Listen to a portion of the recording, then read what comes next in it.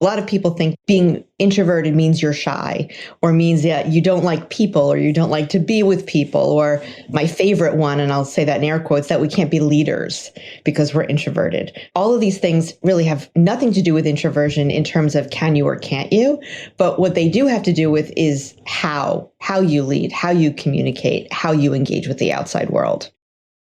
Welcome to the podcast about communication in business. I'm your host, George Torok. I'm known as the speech coach for executives because I help business leaders deliver the intended message for greater success. And we do that through one-on-one coaching and group training for the team. My guest today is Stacey Chazin. Here's 3 facts that I think you should know about Stacey. 1, she holds a master's in organizational development and leadership, degrees in marketing and communication, and a certification in the Myers-Briggs Type Indicator Assessment.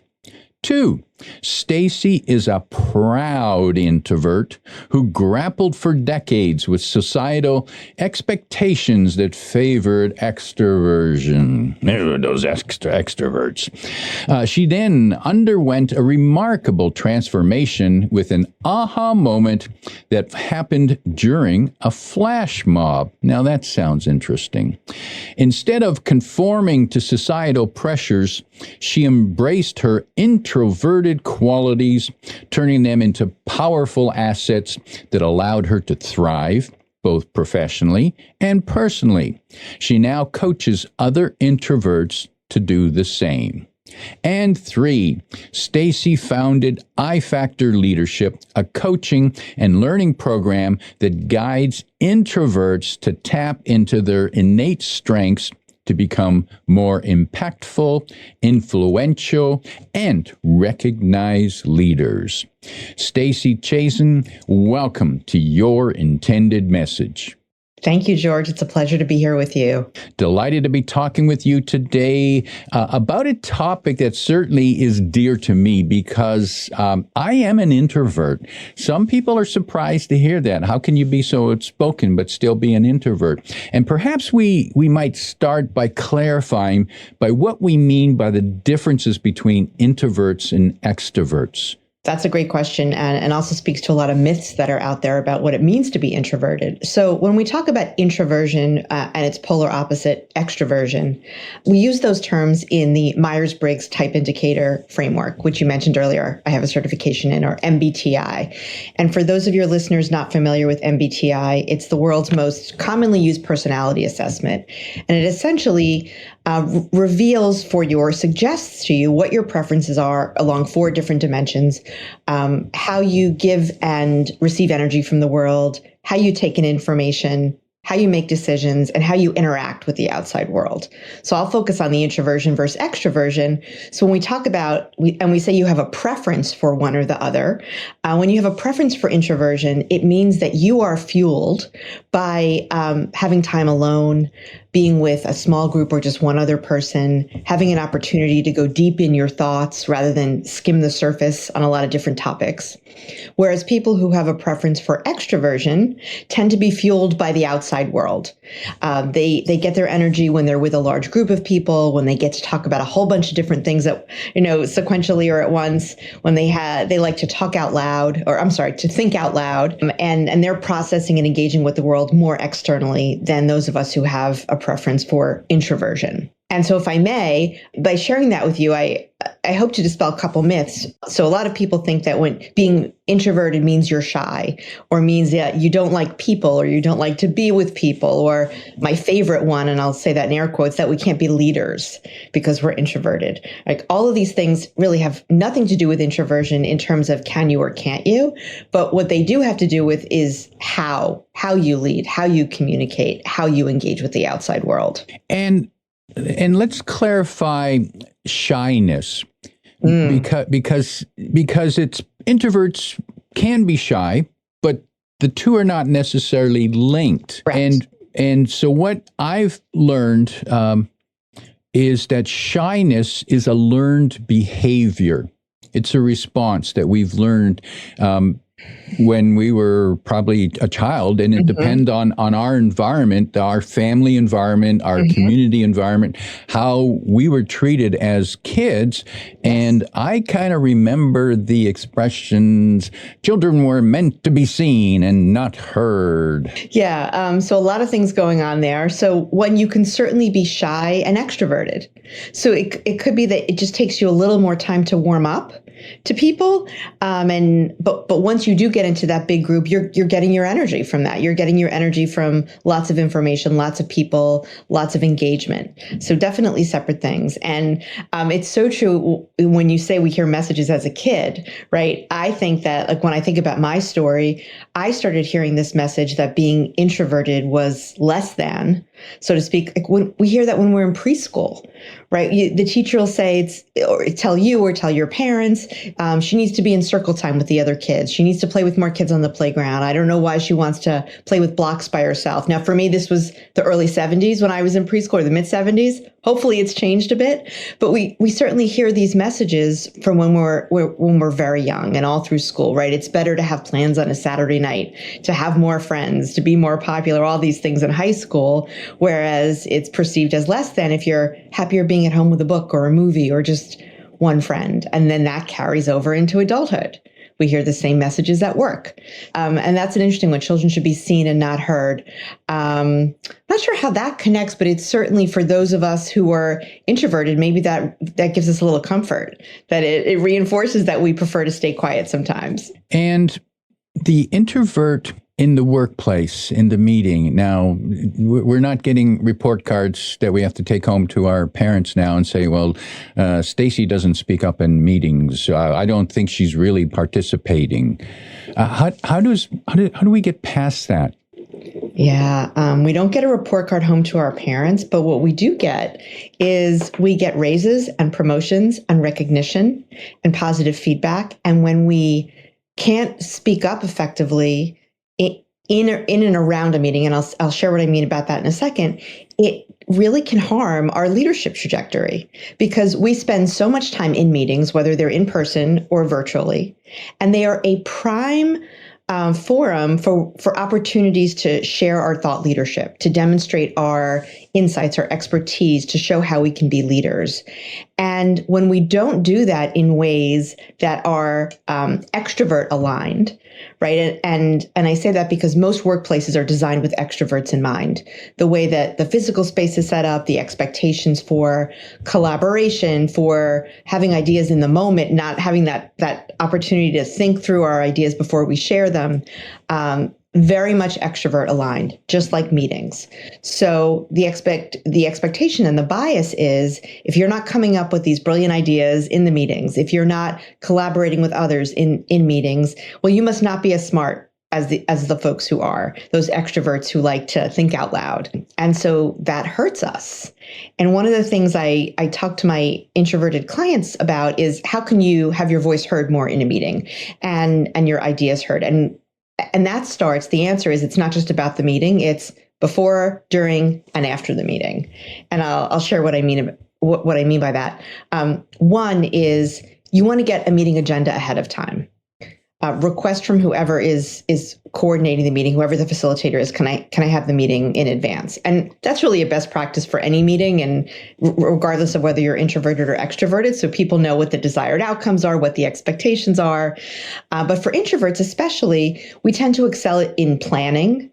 So when we can see an agenda in advance and we can prepare talking points or ideas for the various items ahead of time, and we have an opportunity to get data, which we also tend to be very good at data analytics, or looking for narrative examples to build our case, having that ahead of time is great. We can also set up or request individual meetings with people who are leading different subjects ahead of time to kind of, I wouldn't say plant our ideas, but give them a preview of the ideas that we're going to share at that meeting. So it makes them more receptive to it. It might even lead them to call on us during a meeting, which can be helpful, that we're not trying to break into the conversation. Then when you're at the meeting, you want to come prepared with your talking points for any of the topics that are relevant to you that you want to weigh in on. Have your data, have your bullets, so it's not spontaneous for you as an introvert. That's really important. You also want to, another thing you can do is decide ahead of time, what are 3 points I want to make at this meeting, or 2 points I want to make at this meeting, and check them off as you get through them so that you're holding yourself accountable for those contributions. The next thing is, if you're asked on the spot for an idea, ask if you could have a little time to think about it. And you could use language like, I'd love to give that some thought, take a look at some data and sit with it for a minute. My best thinking is going to come that way. So that's a way to let you circle back to people afterward. And then after the fact, see if you can sit down with someone either one-on-one or send an email so that you're putting your thoughts in writing. We tend to be very good writers, and writing also gives you an opportunity to sit with the idea, to digest what you want to say, so you're not sharing it just on the spot. What I'll say is, what all these things have in common is it lets you tap into your strengths as an introvert, right? Preparing, data analysis, writing, thoughtfulness, all these things. You want to try to change the expectations and the environment so that you have an opportunity to tap into your strengths when you're contributing in any way, including at meetings. So what I'm hearing there is that we need to buy ourselves some time so that we can process in the manner that we prefer to do. And it's interesting. I noticed with one group of colleagues that we met on a monthly basis to discuss. We came from different businesses, so it was kind of a mastermind type group. And I noticed that the group leader recognized at some point that I'm an introvert, and so he would never ask me to be the first speaker because partly because I told him, I said, I don't want to speak first. I want to think about the topic. I want to hear what other people are saying first, and I want to think about where the gaps are. I don't, because whoever speaks first is actually just going to say what's obvious. So I had people say to me after the meetings, they say, George, I always appreciate waiting for you to speak because I know you'll have something that no one else has thought about yet. And I thought, oh, okay, so there is value, but I had to establish that credibility over time. Yeah. And I think that because you speak, either you wait to speak or you take up less airtime, you share fewer ideas, people listen more. They tend to say, oh, now what he's going to say, this is really going to matter. And George, I'll give you for listeners of your intended message, I can share with you a link to put in the show notes. I have a meeting playbook for introverts, 10 ways to have your voice heard and your idea shine. They can go to ifactorgift.com, or I'll give you a link to post in the notes. But it's all these strategies of really, and this is what powerful introverted leadership is all about, right? It's figuring out what are your innate introverted strengths and then using those in the workplace so you can do your job better, you can get recognized for your strengths and contributions, and then ultimately you get the leadership that's due to you. So that meeting playbook, you can find that link in the description below. Stacey, that will give people ideas and tips on to do what? Some more detail on some of the things I just shared. So how can you have your voice heard? How can you prepare ahead of time? What can you do when you're at the meeting? And then how can you use that post-meeting time frame to either reinforce, follow up, share more information so that people are benefiting from your expertise. They're hearing your ideas, your creativity, your innovation, whatever it is, so that you're not overshadowed by the extroverts in the room. Introverts as leaders, what can they do to shine in that role? Because do we tend to see leaders as someone who's always speaking up and making noise? Oh, they have leadership potential. Look at that. They're speaking up. They're taking charge. And then the introverts might not be seen as leadership potential. What can they do to ensure that they get those opportunities and that when they do lead, they lead well? Yeah, you're spot on with that observation. So yes, extroverted personalities and behaviors are completely aligned with how most of us think about leadership, which leaves a lot of introverts in the dust, right? You feel like two things happen. One, you're at a strategic disadvantage because people aren't seeing you through a leadership lens. So it's much harder to get promoted, get a raise, to get any kind of leadership role. And two, what it leads a lot of us to do, myself included, is we feel like we have to pretend to be extroverted. We have to be more social. We have to be more collaborative. All these things that are not aligned with how we work best. We pretend. And what happens when you pretend to do anything really is you're destined to fail. Maybe in one situation here and there, it might work out for you, but over the long run, pretending to be something you're not, including extroverted, is not going to work out well for you because that's not who you are authentically. So the idea is to identify and tap into what are your strengths as an introvert that align with leadership. And I'll share some typical ones, and this is going to differ for the individual introvert, but introverts tend to have a number of traits aligned with leadership. One, we tend to be really good at deep listening. We can focus. We don't feel the need to fill the silence gap. We really listen more so than thinking about how we're going to respond to what the person's saying. We're really tuned into their emotions, their priorities, their needs. Related to that, we tend to be highly empathetic and have a high level of emotional intelligence. Super important as a leader, because you want to understand what does each of your team members, what do they need to thrive?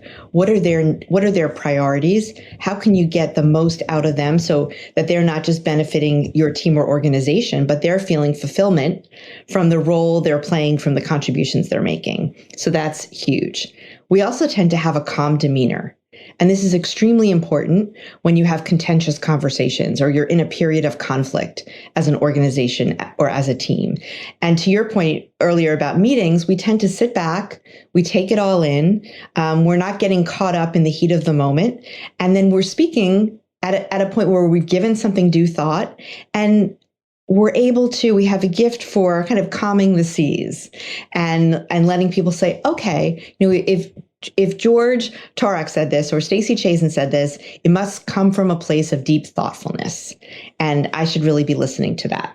So that's another piece. And then a final piece I'll mention is, and I referred to this earlier, is we tend to excel in written communication.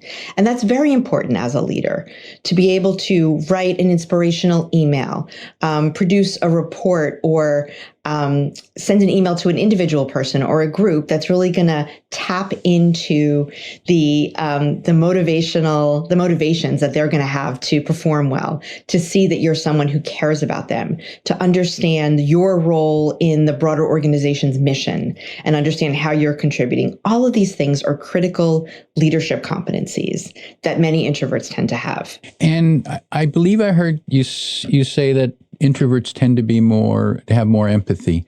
Yes. So does that suggest that introverts spend more time thinking about the people around them? We tend to spend more time thinking.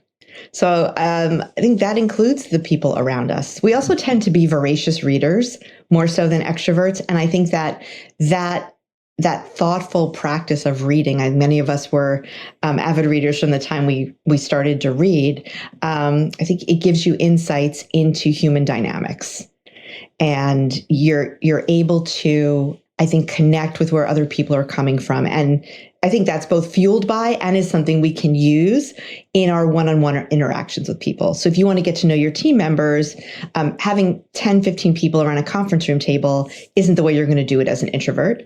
But having one-on-one lunches or coffee chats or Zoom conversations, whatever it is, you get to tune into the other person's, not just their verbal, what they're saying to you, but their body language. We're very good at reading between the lines, so to speak.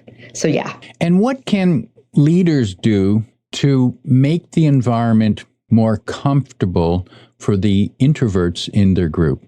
Wonderful question. So one thing I recommend the first time a group comes together, whether it's for a new project or a new team is forming, you're around the table or you're on a Zoom screen. And as the leader, I suggest asking everyone to go around the table or the screen and say, what do you want the rest of the group to know about what you need to be at your best, to contribute ideally to the group's goals or what you need to thrive. And that's an opportunity for introverts and extroverts, wherever you fall.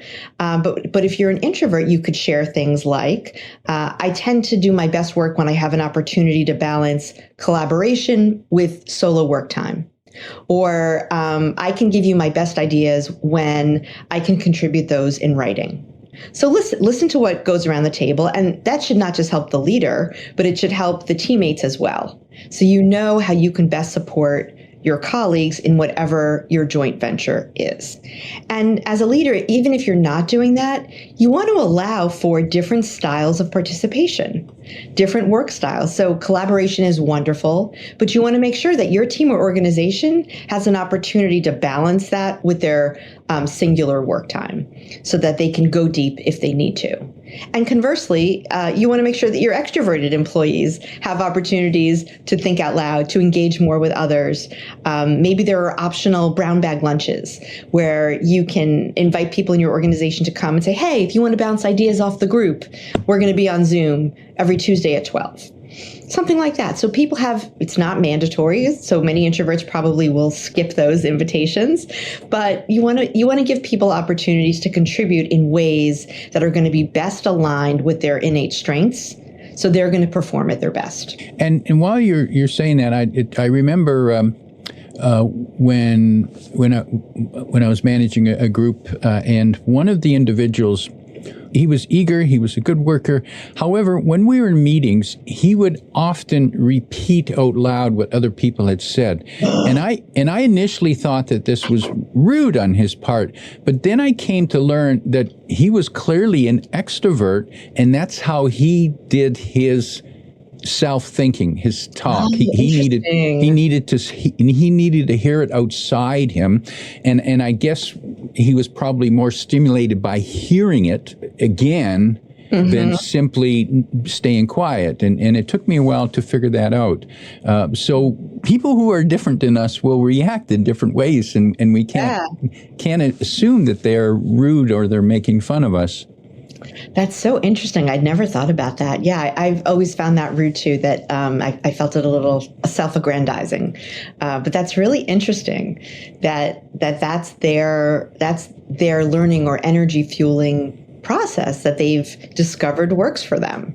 Right. So it's all about, you never know what people have going on in their minds, how they're wired, what their day's been like, to give people the benefit of the doubt.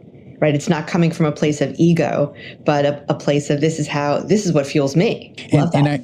And I believe as a speech coach and as a presenter, and of course I'm biased, but I tend to believe that introverts make better presenters. And I believe that because I think they pay more attention to the audience. And they are better prepared. Whereas extroverts think, I can just get up there, I'll wing it, and as long as I'm making noise and I'm feeling good, that's all that matters. Yes, I totally agree. And that's another myth, a big myth about introverts, that we're not good presenters or we don't like to present. And we actually tend to be great presenters for the reasons you mentioned. And I'll mention two other reasons. One, I'll give you three reasons. One, and that's our penchant for data, right? So when we have the opportunity to prepare our presentations, we have an opportunity to collect the data. We're not doing it on the fly, and we're able to build our case through data in our slides or in our discussion. Two, we tend to be really good storytellers because we're such avid readers. So the narratives that we've been digesting since we were children, that's taught us how do we tell a story in a way that's impactful. And then the third reason, and this is actually probably my favorite, is that when you're up on the stage, when you're behind that podium, you don't have to make small talk. You're up there, everyone's in the audience. You might have to answer some questions at the mic afterward, but you have that boundary from your audience that protects your, I'm here and I'm going to share my expertise and my stories and my data, all these things with you, but I'm not going to have to think on the fly and make chit chat with you because I'm your presenter today. Very true. And I certainly concede, in my case, the reading of books. I've been reading since elementary school, and it's one of the things that gives me great pleasure. And I have a large, I'm looking over here at one of my bookshelves that's just full of books, and I've got a pile out in my reading chair as well, which I'm delighted to just sit and read and think. I wonder if introversion also shows up in the pursuits, our recreational choices. For example, I'm a runner. And I run alone, and I spend a lot of time talking to myself while I'm running alone. And I'm a skier, and I go skiing with a buddy, and we talk while we're on the chair. But when you're coming down the hill, you're totally alone. You're in the moment. You're in. I think that's a great point. We are drawn toward activities that fuel our energy. So I love to crochet. That's a solo activity. I love to do crossword puzzles, like lots of introverts. I really enjoy yoga. Now, yoga, and I much prefer to do it in a studio versus at home online. However, when you don't talk to other people during the 1 hour or however long the class is, you're doing your own mind-body practice. But it's that I get the fuel from the community who's there with me, but I'm not engaging with them. It's not a team sport. And Stacey, I want to hear more about your own remarkable transformation that came about being part of a flash mob. Now, I don't see being part of a flash mob as something an introvert would say, "Oh, I want to do that." What happened there? Yeah. So that's the point. Yeah. So I was at a conference. It was in 2016. I was at a big conference, about maybe 500 people. And I knew many of the people there. And one of the conference organizers who I worked with periodically came up to me and said, when we get back from lunch, a bunch of us are going to go up on stage and start dancing spontaneously. We're going to start a flash mob as a way to get people energized for the afternoon sessions. Would you be willing to join us and be like one of the first people on stage? Now, I was still in my early stages of really embracing my introversion and recognizing what a gift it is, and that it has, along with it, so many gifts and strengths. And I wanted to fit in. I wanted to show that I was a team player. I thought it would show that I was a leader, all these things I told myself. So I said, okay, sure, despite the alarms going off in my head. So I did it. I felt like all 500 sets of eyes were on me. Of course, they weren't. There were plenty of other people on the stage. And when it was over, I had to hide out in the ladies' room for about an hour because I was so mentally and emotionally depleted from the whole thing. And I looked at myself in the mirror and I said, "What are you doing? Why did you do that?" I missed out on an hour of the conference because I was hiding out.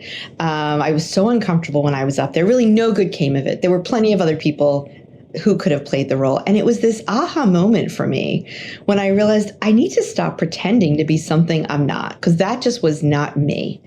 And I easily could have said, "Oh, that's just not my jam," or, "I'm not comfortable with that. Let me know if there's some other way I could help." There's so many ways I could have gracefully declined the ask. I was not pivotal to that activity.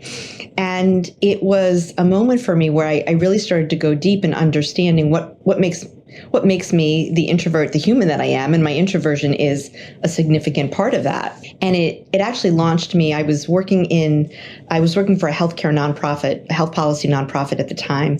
Part of what I did was designing leadership programs for people who played roles in state health agencies, like the state Medicaid agency or the Department of Health. And we were working with a leadership coach at the time who used the Myers-Briggs assessment to help folks learn more about themselves. And I got bit by the leadership bug. And this is when I decided to go back to school and get a master's in organizational development and leadership. And when I finished the program and I was reflecting on it, I realized that a theme that ran through the program was the notion of leadership from a place of self-awareness. And that speaks to your introversion or extroversion, as well as many other things, right? What do you need to succeed as a leader?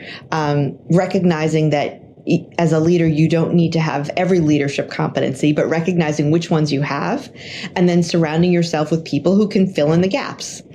And that's what led me to launch my business, iFactor Leadership, to become a coach for introverted professionals. And it's what gets me out of bed in the morning, helping people, helping introverts realize there's nothing wrong with you. You're actually pretty darn great.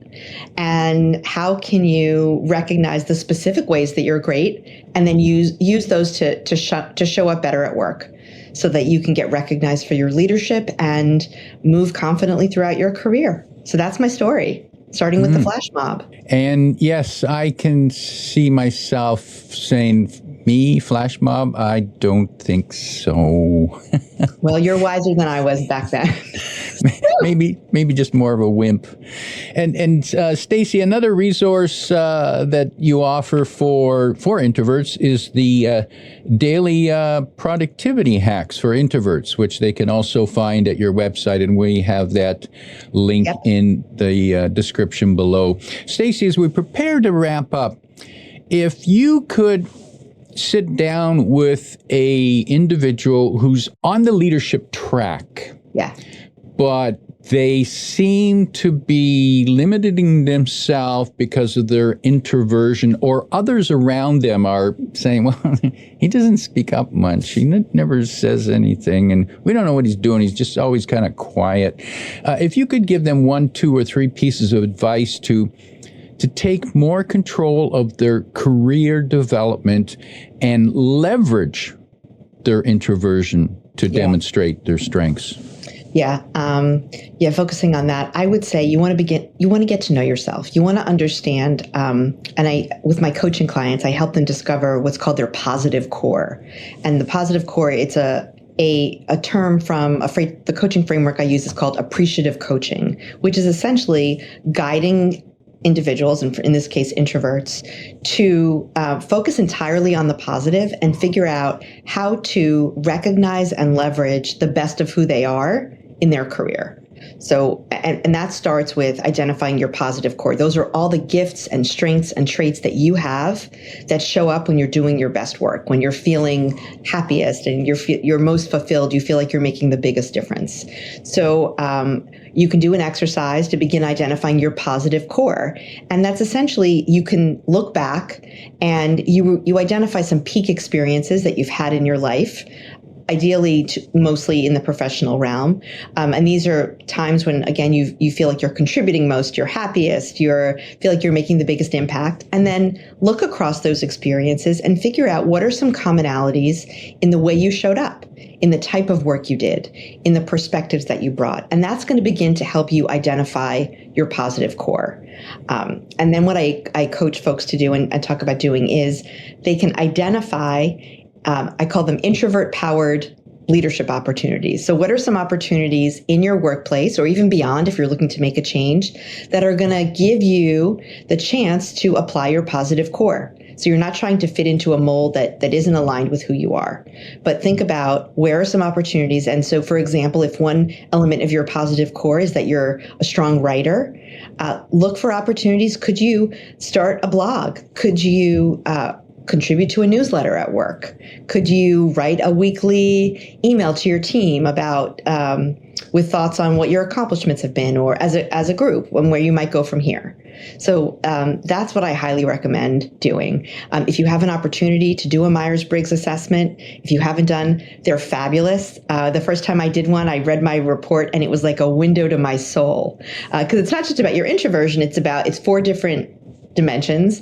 And it's not just those 4 dimensions separately, but the intersection of the 4 that really speaks to what your preferences are. I offer that if folks want to get in touch with me at iFactor Leadership, I have a small package where they can do the MBTI assessment, and we meet for 90 minutes to talk about what it means for how you can communicate more powerfully, manage conflict, work with others, all the big things that we want to really master to be on our leadership path. My guest today is Stacey Chazin, reminding you that once you better understand yourself, then you can leverage your strengths and become the leader that you might be. If you like what you heard, tell your friends and post your 5-star review on Apple Podcasts, because that helps more listeners find us. Come back every week for more practical insights to help you deliver your intended message. I'm your host, George Torok.